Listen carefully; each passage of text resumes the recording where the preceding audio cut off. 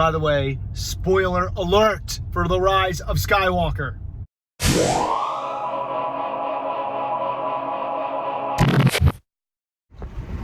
Alright, so I've had a chance to drive around and think about The Rise of Skywalker. And there are moments in this movie where you were like, thank you. Thank you for doing that.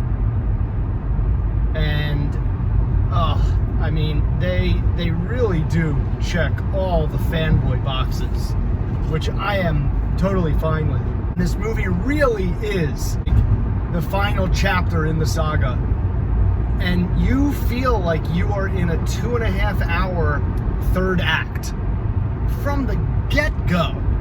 And they just run and run and run and run. And there are zero slow moments in this movie.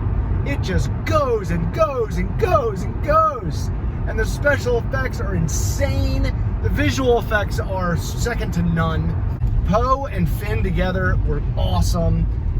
Rey, in my opinion, is easily the best part in this sequel trilogy. She has been great since the first second she showed up. I loved her in the X-Wing fighter with the helmet on, in Luke's X-Wing fighter with the helmet on. They just knock it out of the park. Without a doubt, in my opinion, the funniest character yet again, C-3PO. C-3PO is so funny in this movie.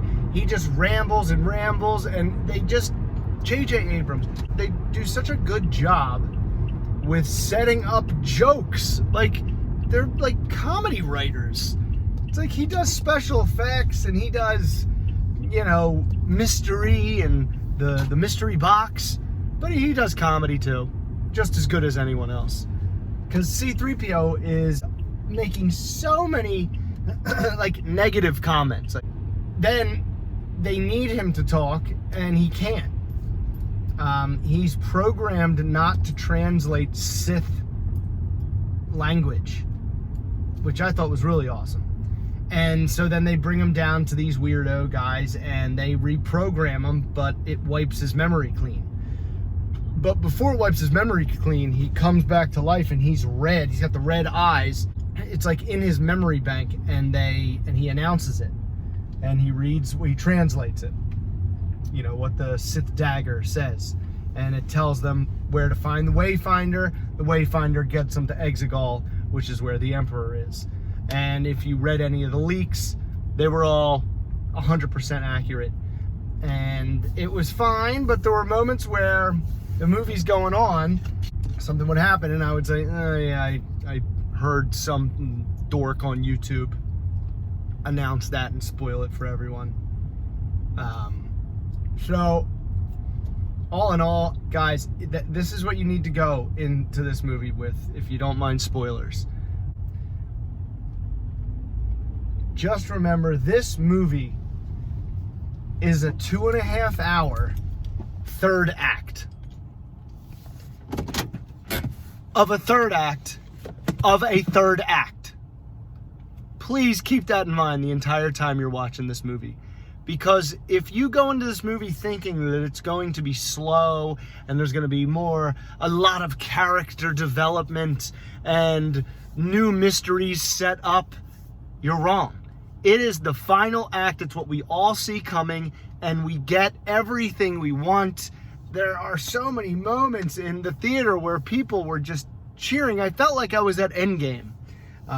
Seriously, I really couldn't believe that J.J. Abrams was able to stuff so much, because think about it.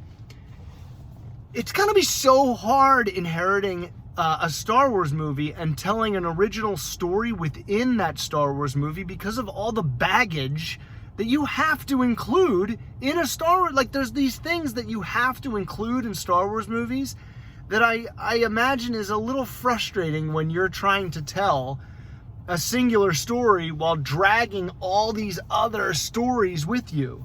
And JJ pulls it off. I don't care what anyone says. The pacing was so close to being too fast, but I thought they pulled it off. It was like a miracle that they pulled this thing off. the camaraderie between Finn and Poe, and even Poe and Zori Bliss. They need to make a Disney Plus show with them too. It has to be done.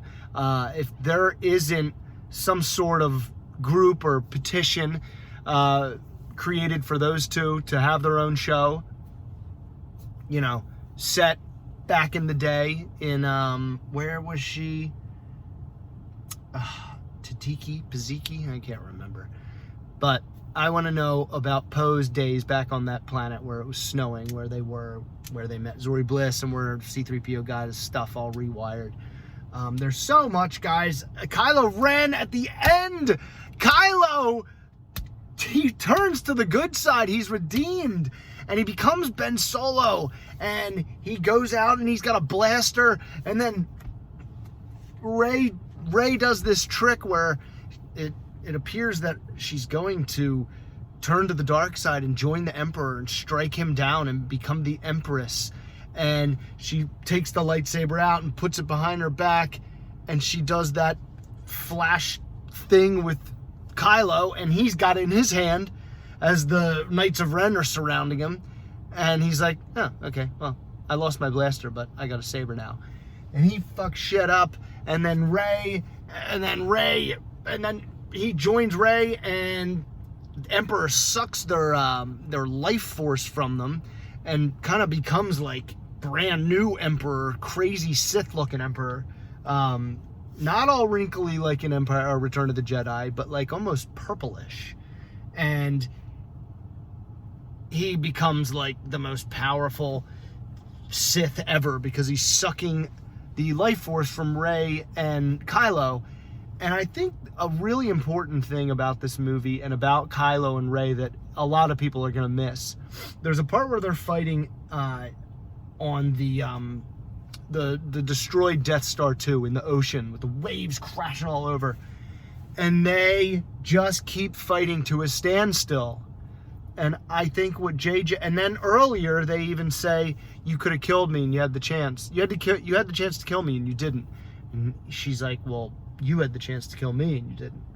And I think it was symbolizing that Rey and Kylo were kind of like a Luke and Darth Vader balancing of the Force, but almost two sides to one coin. Like they were so equally matched. They kept fighting with their sabers to a standstill, just like they did in Force Awakens, just like they did in The Last Jedi. It was almost like, we can't kill each other. Like, we are meant to survive and keep each other alive until there's only one of us left. And that's what happens at the end. The Emperor blasts Kylo down this pit. He says, if I'm gonna fall, then you're going to fall. Blast Kylo, and him and Rey are going at it. Emperor and Rey are going at it. Emperor's shooting lightning at her. She blocks it with one lightsaber, and he's about to, like, you know, finish her off. He's like, you can't hold me with one saber. And she brings up the other saber and blocks him like an X, and it shoots it back at Palpatine, and it peels all of his skin off. He looks like Temple of Doom or Last Crusade. And then she drops dead. And Rey is dead. And Kylo comes climbing back out of the hole. And he uses his force to bring her back to life. And they kiss. And the crowd goes wild! And then Kylo dies. And then Rey buries both of the lightsabers because Force Ghost Luke shows up, shows Rey where Leia had a lightsaber. They were training each other at a time, and there's this crazy flashback where they use the digital stuff. Luke looks amazing. Leia looked like an animated movie. The Princess Leia parts that they edited, if the world didn't know that Carrie Fisher is dead and that they used old footage from Force Awakens, no one would have been able to tell. I thought they did that as perfectly as you could have. And if we didn't know in the news that it was digitally mixed, you wouldn't have been able to tell. So anyway, Rey obviously at some point gets Leia's saber. She's got two sabers. Force Ghost Luke gives it to her. She's like, take two sabers. So that's how Kylo and her have a saber, and they're fighting, and the Emperor just wipes them out. Kylo comes back, resurrects Rey, kills himself, and Rey goes to Tatooine, buries both sabers in the ground with her mind, which was pretty cool. And then she brings up her new saber, which is part of her staff, and it's yellow. And her and BB-8 stare at the twin suns, which they show BB-8 looking at the twin suns setting on Tatooine. And you can totally tell BB-8 was inspired by those two suns. Like, he is a droid that looks like the two suns setting. And that's how it ends. And my eyes are just blasted dry. It is a whirlwind, a visual whirlwind of a film. And I can't wait to see it again.